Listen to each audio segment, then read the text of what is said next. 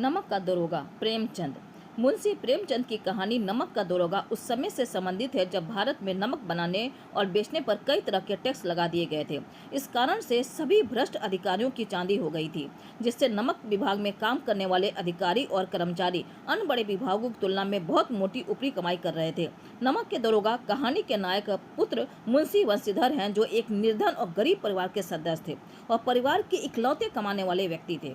किस्मत से मुंशी बंशीधर को नमक विभाग में दरोगा के पद पर नौकरी मिल जाती है। उन्हें अतिरिक्त आमदनी के बहुत से मौके मिलने लगते हैं, क्योंकि उस समय भ्रष्ट लोगों के लिए नमक विभाग बहुत ही सही था। मुंशी बंशीधर के वृद्ध पिता भी अनेक नसीहतें देते हैं और उनके सामने गरीबी की समस्याएं खड़ी करते हैं, लेकिन बंशीधर अपने ईमान पर डटे रहते हैं।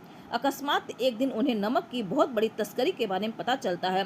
बंशीधर तुरंत वहां पहुंच जाते हैं। पता चलता है कि इस तस्करी के पीछे वहां के सबसे बड़े जमींदार आलोपीदीन का हाथ है। इससे पंडित आलोपीदीन को बुलाया जाता है। पंडित आलोपीदीन बहुत ही निडरता के साथ आता है, क्योंकि उसके मन में ये बात थी कि हर दरोगा के पैसे दो और उसको खरीदा जा सकता है। वे मुंशी बंशीधर को 1000 रुपये रिश्वत के तौर पर पेश करते हैं, लेकिन बंशीधर इससे तैयार नहीं होते और पंडित आलोपीदीन को गिरफ्तार करने के हुक्म देते हैं। इससे रिश्वत की कीमत बढ़ती जाती है और यह कीमत 40,000 रुपये तक पहुंच जाती है, लेकिन मुंशी जी का ईमान अब भी अडिग रहता है और पंडित आलोपीदीन गिरफ्तार हो जाते हैं। पूरे शहर में पंडित आलोपीदीन की काफी बदनामी और बेइज्जती होती है। इसके बावजूद पैसे के दम पर पंडित जी अदालत से बरी हो जाते हैं और अपने रसूख से मुंशी बंशीधर को नौकरी से भी हटवा देते हैं। सोच लीजिए, अब मुंशी बंशीधर की मुसीबतें और बढ़ जाती हैं। पैसे की तंगी के साथ साथ उन्हें घर वालों के गुस्से का सामना भी करना पड़ता है, क्योंकि बेचारे अकलौते कमाने वाले थे।